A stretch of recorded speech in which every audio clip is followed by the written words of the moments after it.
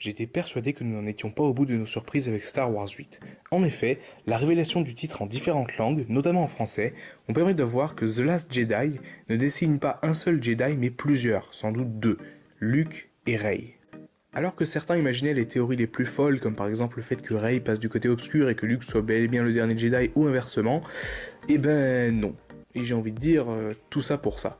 Et oui, beaucoup avaient oublié que le mot Jedi ne s'accorde pas, comme quoi il ne faut jamais se précipiter, tout est désormais plus clair et plus logique. Parmi les autres nouvelles, nous avons également eu un aperçu de ce à quoi ressembleront les emballages des produits du film, car oui, cette année encore, on aura droit à des rayons remplis de produits Star Wars, ce qui risque encore de venir enrichir mes étagères et démunir mon portefeuille. Et oui, c'est ça la vie d'un collectionneur.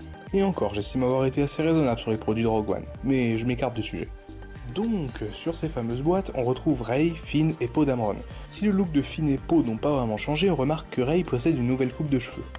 Alors déjà qu'on se pose la question sur une éventuelle relation de parenté avec Luke et Obi-Wan, certains seraient bien capables de voir ici une ressemblance avec Qui-Gon Jinn.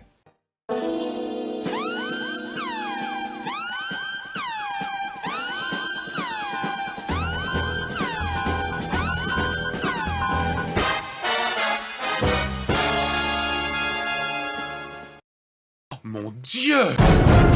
Tout est lié! Et vous savez quoi? Ce n'est pas tout, je connais aussi l'identité de Snoke, car oui, elle était sous nos yeux depuis le début.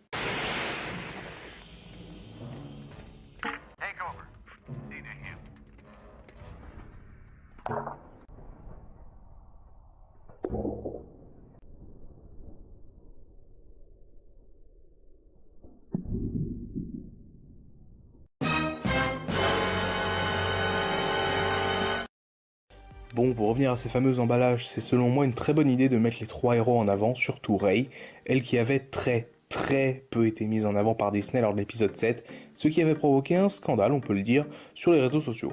On remarque aussi que les couleurs choisies sont claires, avec du blanc, du rouge, contrairement aux boîtes de Rogue One et Star Wars 7 qui étaient plutôt sombres, on peut le dire. Cela contraste avec le titre du film qui est inscrit en rouge et qui paraît plutôt sombre, enfin bon, ça reste à voir.